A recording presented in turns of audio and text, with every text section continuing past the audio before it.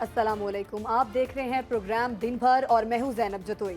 और मैं हूं ज़शान बशीर। नाज़रीन, 9 मई के वाक़यात के बाद पाकिस्तान तहरीक इंसाफ को एक के बाद एक झटके का सामना है। मुख्तलिफ लोग पाकिस्तान तहरीक इंसाफ से राहें जुदा कर रहे हैं। जो सीनियर लीडरशिप है वो इस वक्त जेलों में मौजूद है, जबकि जो दीगर लोग हैं वो एक एक करके पार्टी से निकलते जा रहे हैं। आज चौधरी वजाहत हुसैन ने भी पाकिस्तान तहरीक इंसाफ को छोड़कर दोबारा से काफ लीग में शमूलियत का ऐलान किया, जबकि दूसरी जानिब फैज़ुल्लाह कमोका ने भी न्यूज़ कॉन्फ्रेंस की और उनका भी ये कहना था कि वो पाकिस्तान तहरीक इंसाफ का हिस्सा नहीं रह सकते। 9 मई के वाक़यात के बाद उन्होंने भी पाकिस्तान तहरीक इंसाफ से अपनी राहें जुदा कर ली हैं। और सिर्फ यही नहीं बल्कि गुज़िश्ता रोज़ भी कई अहम रहनुमा पार्टी से अलहदा हुए और एक के बाद एक अब पार्टी खाली होना शुरू हो गई है। बिल्कुल, पाकिस्तान तहरीक इंसाफ को छोड़ने का ऐलानात जो है सामने आ रहे हैं। पाकिस्तान रहनुमाओं की जानिब से पार्टी छोड़ने के ऐलानात सामने आ रहे हैं। उनकी जानिब से ये कहा जा रहा है कि 9 मई का वाक़या निहायत अफसोसनाक है और मुज़म्मती तौर पर पाकिस्तान तहरीक इंसाफ को छोड़ा जा रहा है। आपको बताएं कि चौधरी वजाहत हुसैन ने प्रेस कॉन्फ्रेंस की, उन्होंने क्या कहा ये आपको सुनवाते हैं।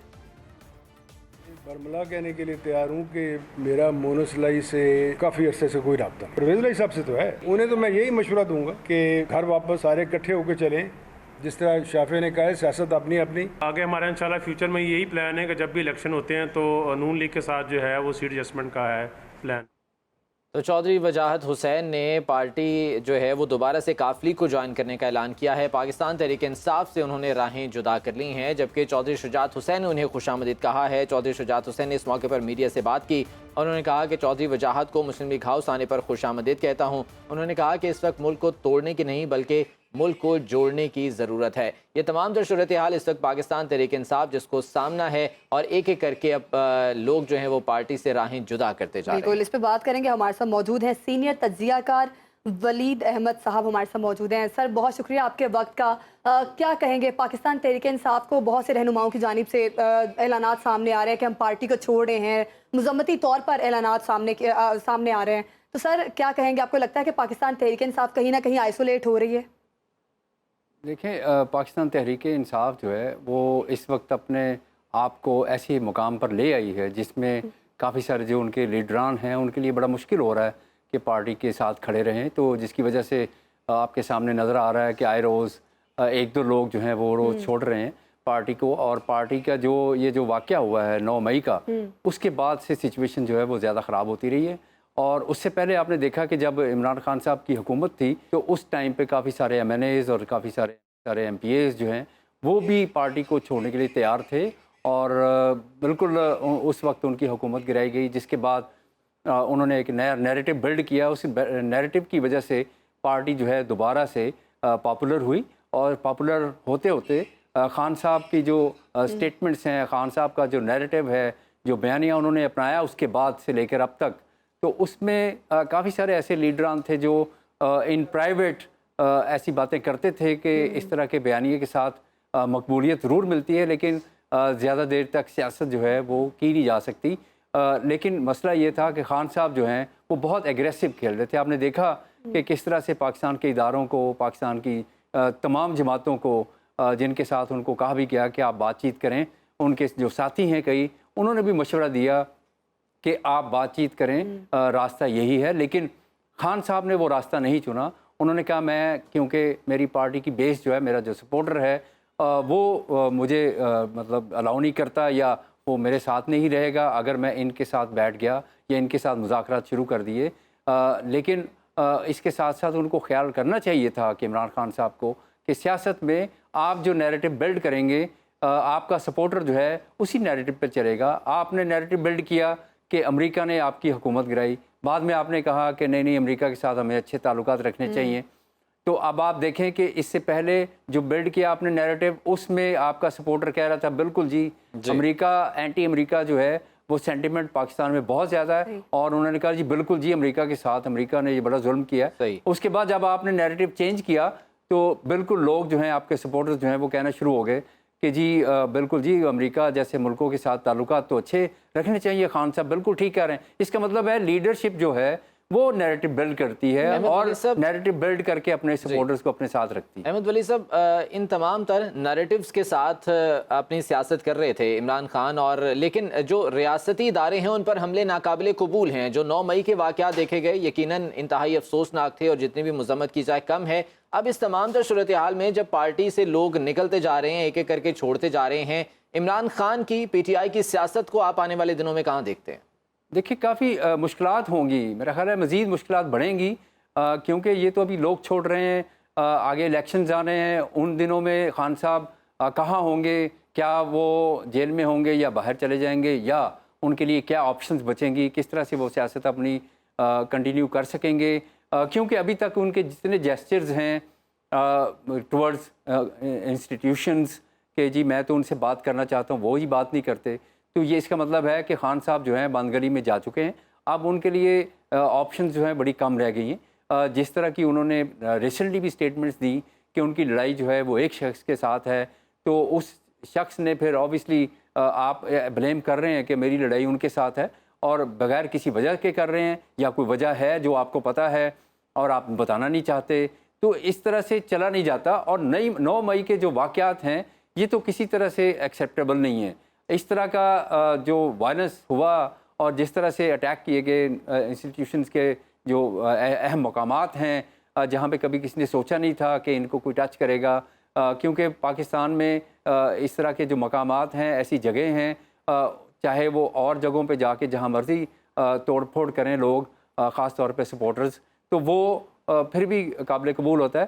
لیکن جب آپ ایسے مقامات کے اوپر جائیں گے جہاں سے آپ کو پتہ ہے کہ بھارت جیسا ملک جو ہے وہ فائدہ اٹھائے گا، اور بھارت میں آپ نے دیکھا کہ جو جتنے انڈین چینلز ہیں اس کے اوپر کیا کچھ چلتا رہا ان دنوں میں، جس میں کافی پاکستان کے لیے مسائل جو ہیں وہ بڑے ہیں، اور انہوں نے اس کو خاصا تنقید کا نشانہ بنایا کہ کس طرح سے آنے والے دنوں میں یقیناً پارٹی جو ہے تحریک انصاف وہ آمنے سامنے کھڑے ہو گئے. ٹھیک، لیکن آنے والے دن مزید مشکلات کا سامنا بھی کرنا پڑ سکتا ہے. خان صاحب کو اس حوالے سے بہت شکریہ. احمد ولی صاحب ہمارے ساتھ موجود. ناظرین، پروگرام کو آگے بڑھائیں اور بات کریں گے ٹریفک قوانین کی. آپ کو بتائیں کہ ٹریفک قوانین پر عمل درآمد کو یقینی بنانا حکومت کی ذمہ داری ہے، ٹریفک پولیس کی ذمہ داری ہے، اور اس کے ساتھ ہی ساتھ لوگوں کو گائیڈ کرنا بھی ٹریفک پولیس کی ذمہ داری ہے. آپ کو بتائیں کہ روڈ سیفٹی ایجوکیشن جتنی ضروری ہے، اس کے ساتھ ہی ساتھ شہریوں کو بھی اس بات کا خاص خیال رکھنا چاہیے کہ اپنے پاس لائسنس لازمی رکھیں جب بھی ڈرائیونگ کریں، اور کم عمر بچوں کو ڈرائیونگ کرنے سے روکنا چاہیے.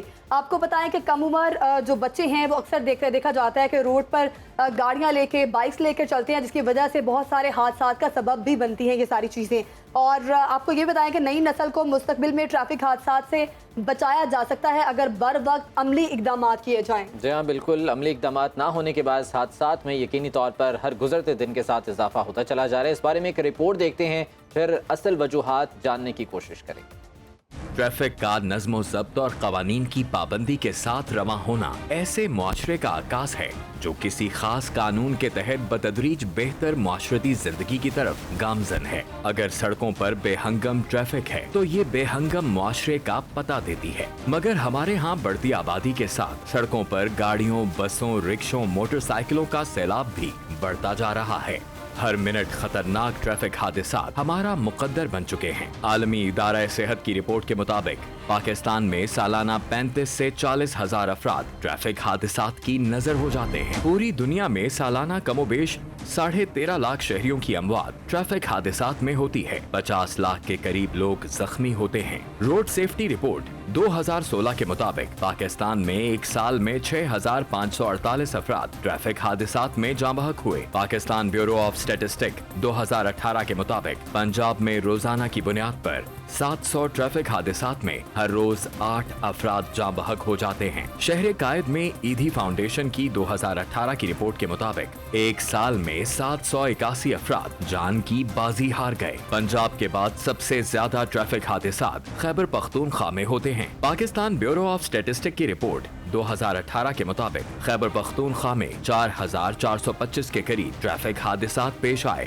جن میں 1,295 افراد کی اموات واقع ہوئی اور کم و بیش 6,093 افراد زخمی ہوئے. بلوچستان میں سالانہ ٹریفک حادثات کی تعداد 496 ہے، جس کے نتیجے میں 313 افراد لقمہ اجل بنے، جبکہ 624 افراد शदीद जख्मी हुए। हादसात की वजूहात में ट्रैफिक कवानीन से अदम वाकफियत और पासदारी, तेज रफ्तारी और बगैर फिटनेस के सड़कों पर दौड़ती गाड़ियां भी शामिल हैं। ट्रैफिक हादसात की दीगर बड़ी वजूहात में सड़कों की खस्ता हाली, ओवरलोडिंग, वन वे की खिलाफ वर्जी, ओवरटेकिंग, इशारा तोड़ना, गैर तरबियत याफ्ता ड्राइवर्स दौरान ड्राइविंग मोबाइल फोन का इस्तेमाल, नौउम्री में बगैर लाइसेंस के ड्राइविंग, ब्रेक का फेल हो जाना और जायदुल मुद्दत टायरों का इस्तेमाल शामिल है। 80 से 90% ट्रैफिक हादसात तेज रफ्तारी जैसे गैर मोहतात रवैये की वजह से रुनुमा होते हैं, मगर हम अपने रवैयों में तब्दीली लाने के लिए कतन तैयार नहीं और यही जानलेवा ट्रैफिक के मसाइल और हादसात की बुनियादी वजूहात हैं। तेज़ रफ्तारी ख़तरा जान, ये कहा तो जाता है लेकिन अमली तौर पर इस पर कुछ नहीं हो पाता, जबकि जो ट्रैफिक कवानीन की खिलाफ वर्जी है वो भी इन हादसात का मौजिब है। अगर ट्रैफिक कवानीन की खिलाफ वर्जी पर जुर्मानों की शरह बढ़ाई जाए और करार वाकई सज़ा दी जाए तो यकीनन इनसे बचा भी जा सकता है। आयशा मुनव्वर ने एक खुसूसी रिपोर्ट तैयार की है, वो आपको दिखाते हैं। ज़िगज़ैग, इशारे पर ना रुकना, कवानीन की पाबंदी ना करना आपके लिए जान का खतरा बन सकता है।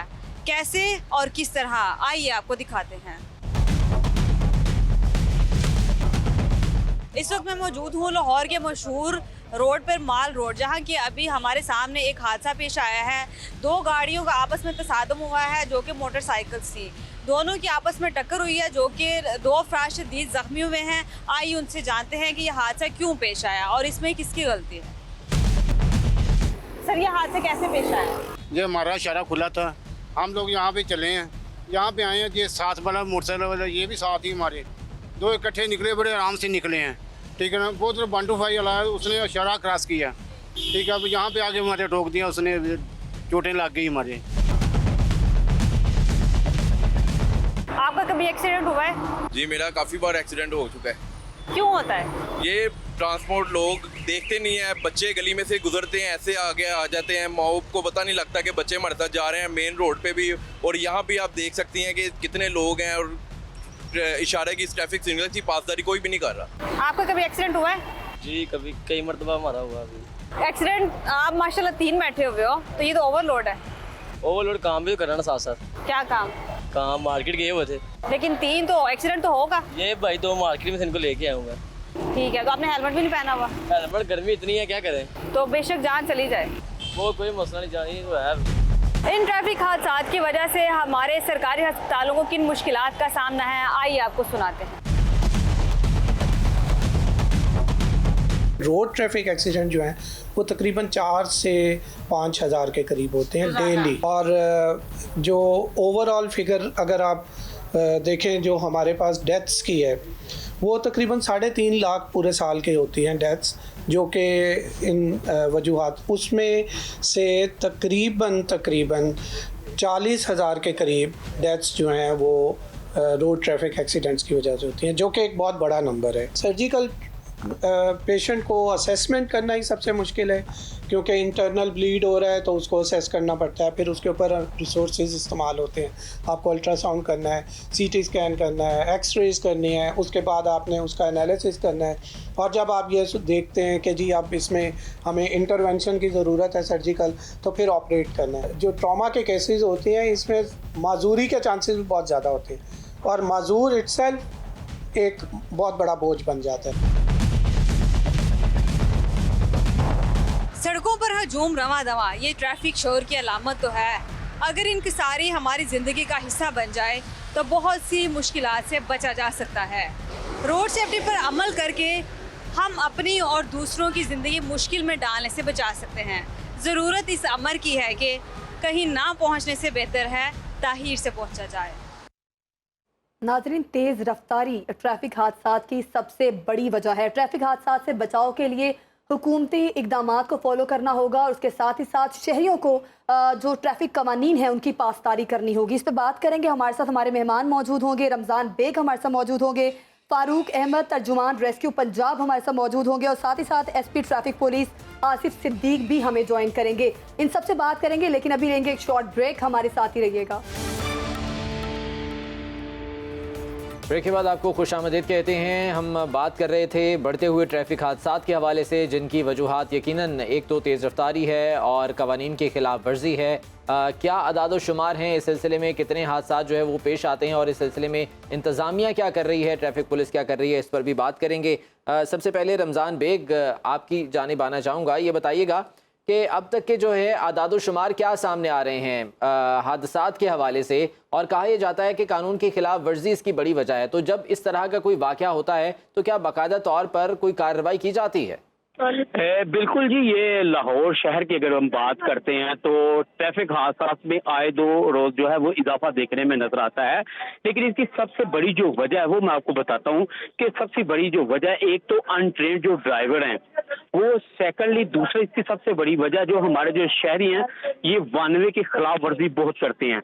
यानी कि आपको यू टर्न लेना पड़ता है कोई आधा किलोमीटर, तो ये शॉर्टकट मारने के लिए वहां से ही वन वे हो जाते हैं, जिसकी वजह से सामने से आने वाली गाड़ी जो है वो टकरा जाती है, जिसके नतीजे में ऐसे वाकयात रूनुमा हो चुके हैं। तीसरी सबसे बड़ी जो वजह है वो ये है कि चिंची रिक्शे, लाहौर में चिंची रिक्शों की जो तादाद है वो 1,40,000 के करीब है इस वक्त। अब जो चिंची रिक्शे वाला वो बेहतियाती से ड्राइविंग करता है, जिसके बायस मोटरसाइकिल सवार, साइकिल सवार उसके नीचे आ जाता है, और ऊपर से जो अनट्रेन्ड ड्राइवर हैं उनको जाहिर सी बात है ना उन्होंने सिग्नल देखना है, ना उन्होंने कोई देखना कि ये वन वे सड़क है, तो उधर से वो जाने की कोशिश करते हैं कि जल्दी पहुंच जाएं। लेकिन बात गाड़ियों ऐसी ड्राइवर्स होते हैं जो रेसें लगाते हैं। रेसें लगाने की, अभी मैंने पिछले दिनों भी एक खबर ब्रेक की कि रिंग रोड पे रेस लगाती दो गाड़ियों ने दो सगे भाइयों को कुचल दिया था। तो ये हादसा बढ़ने की वजह यही है कि अगर इनके खिलाफ जो है वो कानूनी तौर पर सख्त कार्रवाई अमल में लाई जाए तो ये हादसा रुक सकते हैं। जिस तरह से हमने अक्सर रोड्स पर देखा भी है कि वन व्हीलिंग करते हुए नौजवान दिखाई देते हैं, तो इस हवाले से भी जो है सख्त एक्शन लेने की जरूरत है इंतजामिया को। जी बिल्कुल जी, जाहिर सी बात है सिटी लाहौर जो है मुसलसल फिरोज वो भरपूर कोशिश तो करते हैं, लेकिन इंतजामिया को भी मुतहरक होना चाहिए कि जहां पर भी कई ऐसी जो गाड़ियां जिनके लाइसेंस नहीं बने ड्राइवर हजरात के, और वो गाड़ी पे बैठ जाते हैं लेकिन उनको ये नहीं पता कि लेन और लाइन का क्या है। फिर सिग्नल की जो वायलेशन होती है कि सिग्नल बंद है तो आप गाड़ी जब वहां से गुजारते हैं तो जिसका सिग्नल खुला होता है तो वो उसकी जद में आकर या मौके पे जख्मी हो जाता है या मौके पे एक्सपायर हो जाता है। ये भी एक हादसा की बड़ी वजह है। तो जाहिर सी बात है जब भी ये ऐसे हादसा होते हैं तो लोग जो है वो FIR जो कटवाने की बजाय कहते हैं कि कम से कम वो ड्राइवर अगर पकड़ा जाए तो चले इनकी दादरसी हो जाती है। लेकिन बाज़ औक़ात जो मदईयान है वो बनने की बजाय FIR के मदई वो कहते हैं कि पुलिस खुद ही मदई बांझे और हमने कहाँ पे थानों में जाके जलील होना, पता नहीं वो हमारा मुलजम जो है वो पकड़ा जाना भी कि नहीं। लेकिन मैं अगर लाहौर शहर के अगर इसको दुरुस्त करने की जो मेरा अपना जाती एक्सपीरियंस है वो ये है कि अगर ये एक बोरिया पुल, शादबाग का एरिया,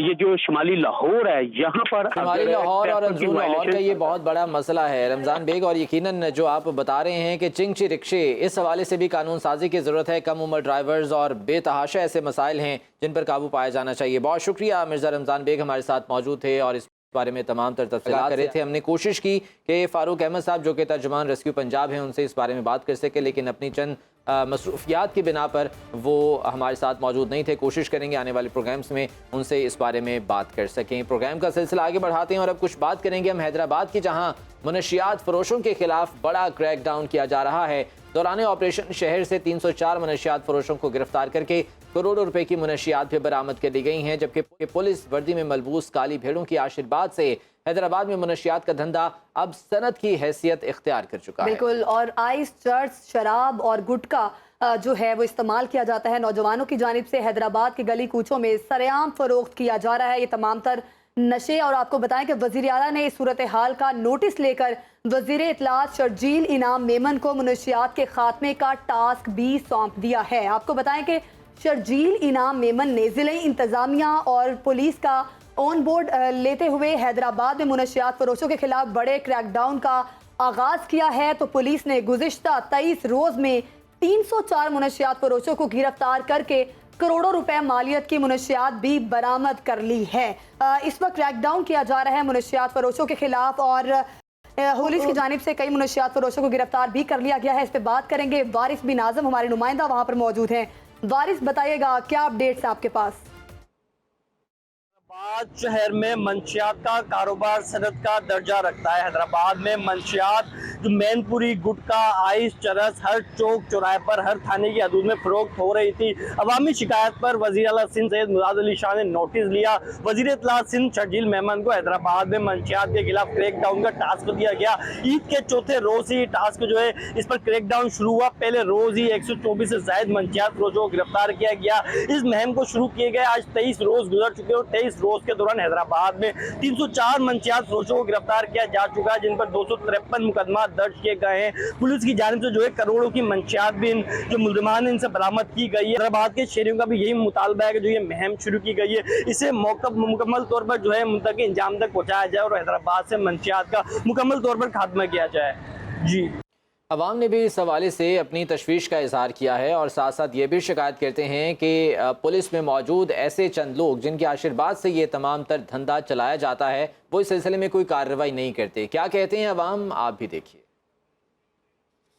ہماری آنے والی نسل کا قاتل آج سے کریک ڈاؤن کیے جائیں۔ آج بھی اگر کہیں یہ 0.01% بھی کہیں پر اس چیز کی خرید و فروخت ہو رہی ہے اس پہ بین لگایا جائے اور ان کو بیچنے والوں کو کیفر کردار تک پہنچایا جائے۔ حیدرآباد کے اندر جو ہے سب سے زیادہ منشیات فروش یہاں پہ سب سے زیادہ تھے۔ میمپڑی، گٹکا، چرس، آئس سب کچھ بک رہا تھا۔ بچے وہ بھی یہ منشیات کھا رہے ہیں، منشیات جلد سے جلد ختم کیا جائے۔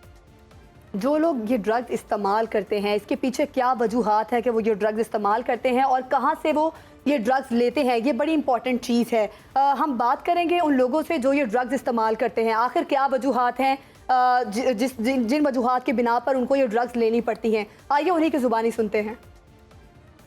ایک بات اوپر سے گورنمنٹ کو چاہیے وہ جڑ سے اس نشے کو ختم کرے۔ لینے جا رہے اس کی بھی باتیں سن رہے ہیں، اس کو پیسے بھی دے رہے ہیں حالانکہ منشیات کے۔ تقریباً میں تو 1.5 سال سے کر رہا ہوں اور میں جو ہے آئے صرف پیتا ہوں دن رات کو۔ 18 کالونی جانا پڑتا ہے جہاں پہ ملتا ہے، مثال ایک جگہ پہ تھوڑی ادھر ہے کہ ہم بولتے ہیں ادھر بندہ پی رہا ہے کہ ادھر ہی مل رہا ہے۔ نہیں، حکومت اگر ہماری زندگی کا سوچتا تھا تو میں 8 کلاس پڑھا ہوا ہوں، ایسے تھوڑی نشے کرتا ہے یہ گتے چونڈ۔ 32 سال میں نے پولیس کی نوکری کی، 5 سال اس نشے کے چکر میں وہ میری نوکری بھی گئی۔ آرام سے ہم کو ملتا ہے تو ہم پیتے ہیں، نہیں پیتے ہیں تو ہم موت کے منہ میں ہوتے۔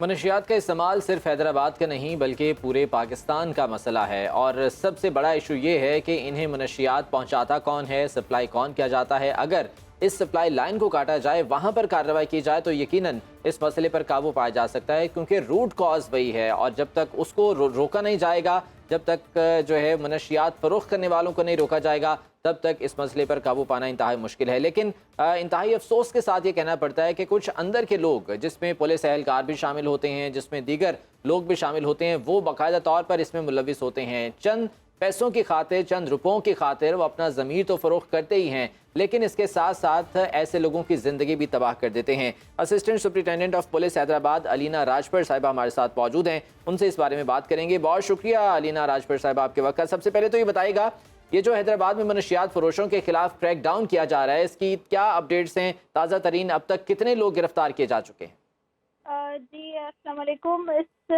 کریک ڈاؤن میں 304 سے زائد اوور 300 ملزمان گرفتار کیے گئے ہیں اور 250 سے زائد مقدمات کا اندراج بھی کیا گیا ہے۔ ٹھیک ہے، تو ہوتا یہ ہے عموماً کہ گرفتاریاں تو ہو جاتی ہیں لیکن اس کے بعد دوبارہ سے یہ لوگ ضمانت پر رہا ہو جاتے ہیں یا کوئی بااثر شخصیات ان کے پیچھے ہوتی ہیں، وہ رہا ہو جاتے ہیں اور پھر سے اسی دھندے میں ملوث ہو جاتے ہیں۔ کیا اس سلسلے میں یقین دہانی کروائی جا رہی ہے اور ایسے اقدامات اٹھائے جا رہے ہیں کہ انہیں قرار واقعی سزا ملے؟ اس میں ہم لوگ جو ریکوریز ہیں اس کو فالو کر رہے ہیں، پروسیکیوشن ڈپارٹمنٹ سے اور باقی جو ہمارے متعلقہ ڈپارٹمنٹ ہیں ان سے بھی ہم بات کر رہے ہیں تاکہ جو انویسٹیگیشن میں لوپ ہولز ہیں ان کو کور کیا جائے اور یہ انشور کیا جائے کہ جن بندوں کو بھی اریسٹ کیا جائے ان کو سخت سے سخت سزا ملے۔ اس میں جو بھی ہمیں ڈفرینٹ ڈپارٹمنٹ سے لوپ ہولز پتہ چل رہے ہیں ان پہ ہم کام کر رہے ہیں اور انشاءاللہ ہمیں اچھے ریزلٹ ملیں گے۔ ٹھیک، علینا یہ بھی بتائیے گا کہ جس طرح سے جو لوگ ڈرگز استعمال کر رہے ہیں وہ مجرم تو ہیں ہی، لیکن انہی کے ساتھ ساتھ جو ڈرگز ان کو سپلائی کر رہے ہیں، جن کے تھرو ڈرگز ان کو مل رہی ہیں، ان کو بھی قرار واقعی سزائیں دینی چاہیے۔ تو اس حوالے سے بتائیے گا کوئی میکینزم آپ لوگوں نے تیار کیا؟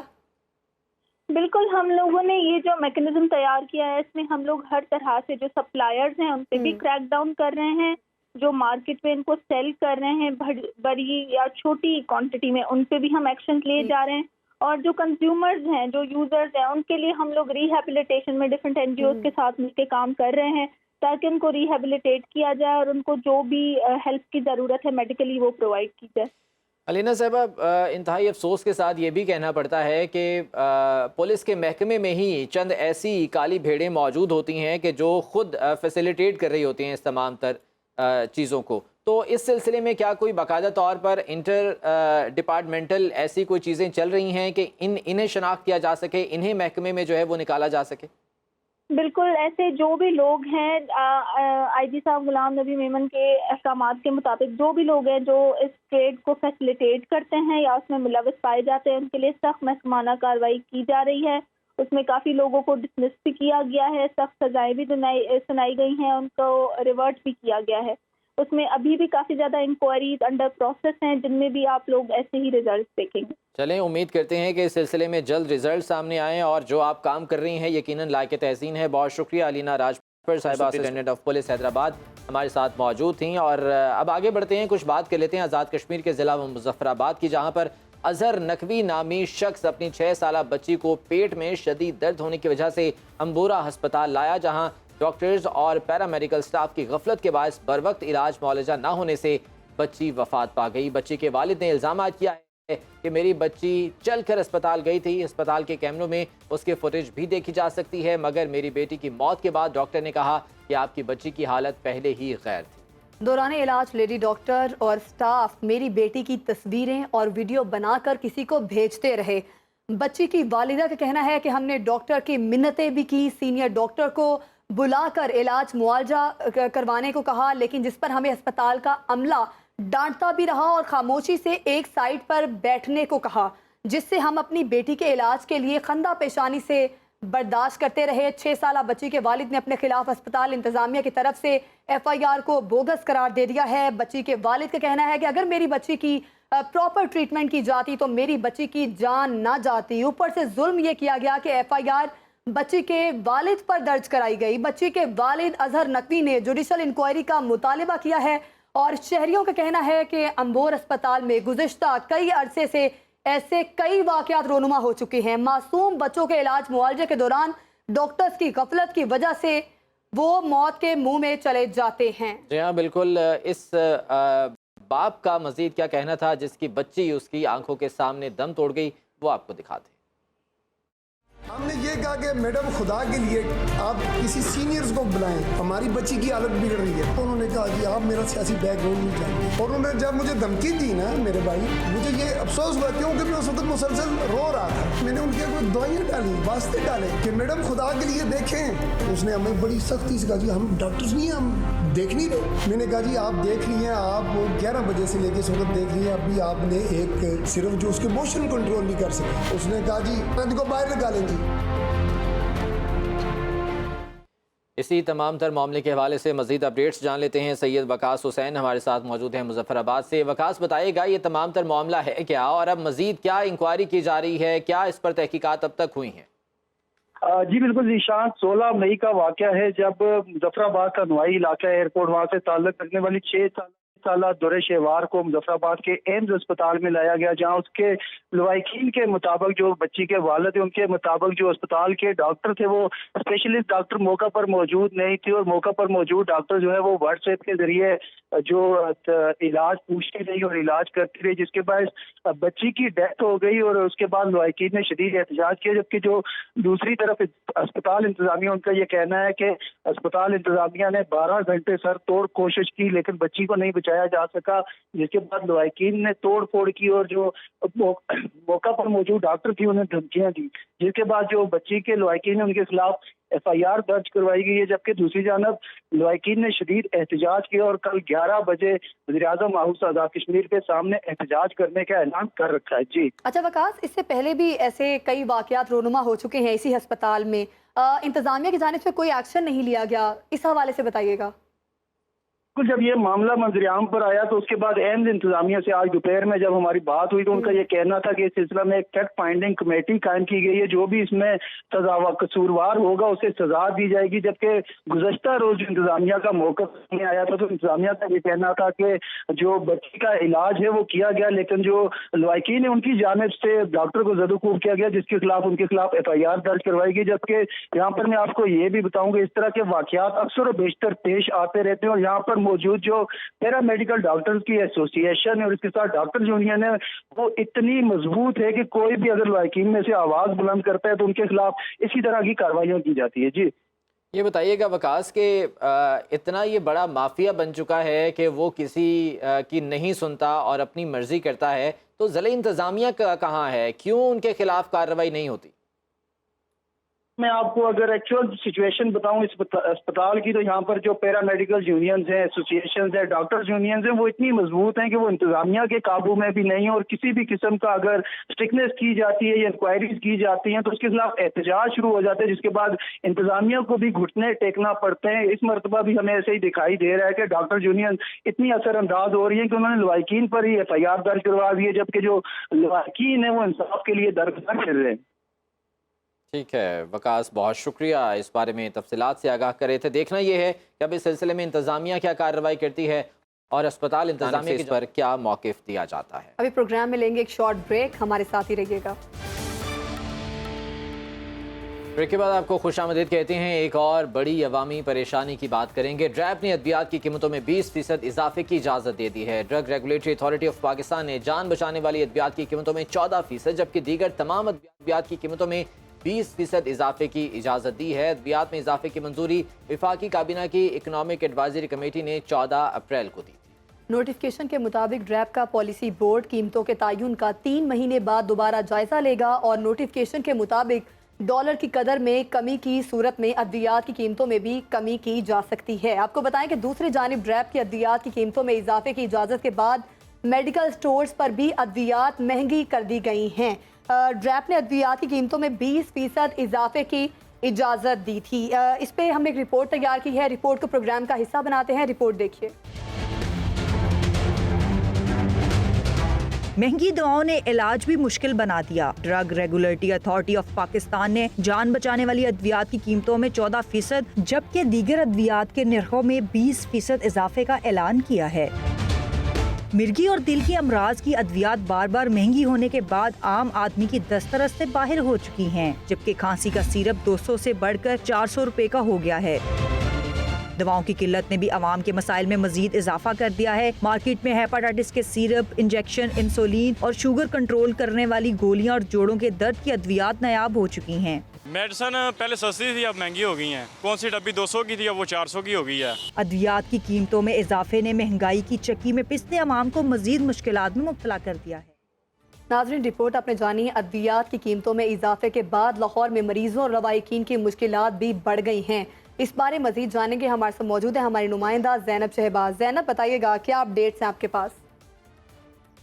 ड्रग पाकिस्तान रेगुलेटरी अथॉरिटी ने दवाइयों में इजाफा कर दिया है। जो जान बचाने वाली अद्वियात है उसमें 14% और दूसरी जो रोज़मर्रा के इस्तेमाल की अद्वियात है वो 20% इजाफे के साथ बढ़ चुकी हैं। बहुत सारे ऐसे मरीज़ हैं जो कि अस्पतालों के बाहर ऐसे ही घूम रहे हैं।